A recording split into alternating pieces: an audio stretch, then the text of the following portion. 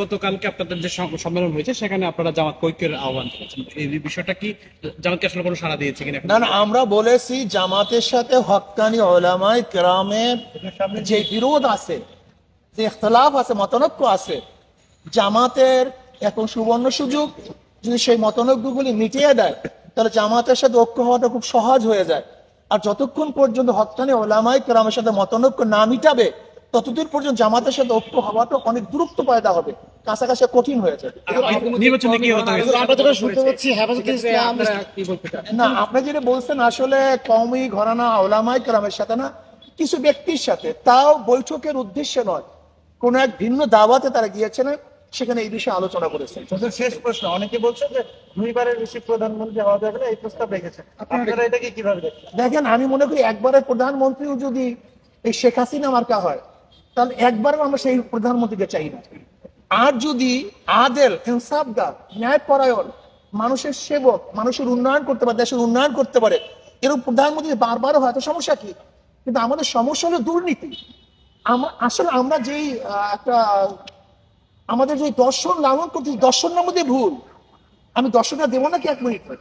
এক ব্যক্তির নাম এ, এক ব্যক্তির নাম বি, এক ব্যক্তির নাম সি, তিনজনের চোর, ক্ষমতা এ, সে কি করবে? চুরি করবে। হটাও এ, বসালাম বি, সে কি করবে? চুরি করবে। হটাও বি, বসালাম সি, সে কি করবে? চুরি করবে। কারণ হলো ব্যক্তির পরিবর্তন হয়েছে, দলের পরিবর্তন হয়েছে, নীতি আদর্শ পরিবর্তন হয় নাই। ওসি পরিবর্তন হয়, ঘুষের পরিবর্তন হয়েছে। আপনার এসপি পরিবর্তন হয়, ঘুষের কি পরিবর্তন হয়েছে? কারণটা কি? চেয়ারের পরিবর্তন হয়, লেকিন আদর্শ পরিবর্তন হয় না। আজকে দেখেন 5ই আগস্টের পরে 2-3 দিনে যারা লুট করছে, তরাস করছে, দখল করছে, চাঁদাবাজি শুরু করছে, এরা যদি দ্বিতীয়বার ক্ষমতায় আসে তাহলে কিভাবে বুঝতে পারেন যে দেশ চাঁদা মুক্ত হবে, দুর্নীতি মুক্ত হবে? হুজুর, একটা জিনিস শুনতে পাচ্ছি যে ইসলামী আন্দোলন বাংলাদেশ, হেফাজতে ইসলাম এবং জামাত ইসলাম মিলে একটা ইসলামিক জোট হতে যাচ্ছে। এবার আসলে আপনারা কি এই প্রশ্নের জবাব আমি দিয়েছি। একটু যদি ডিটেইলস বলতেন যে এটা কি আসলে ঠিক হতে যাচ্ছে কিনা?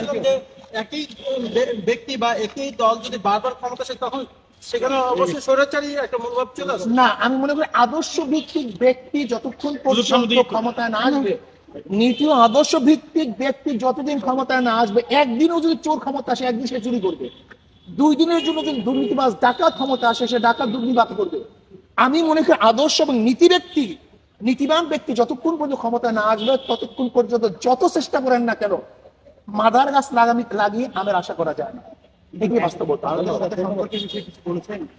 দেখেন, ভারত আমাদের পার্শ্ববর্তী কান্ট্রি, তার সাথে আমাদের সম্পর্ক থাকবে, আমরা সুসম্পর্ক রাখতে চাই, কিন্তু তার কর্তৃত্ব আমরা বরদাস্ত করবো না, তার নেতৃত্ব আমরা বরদাস্ত করবো না।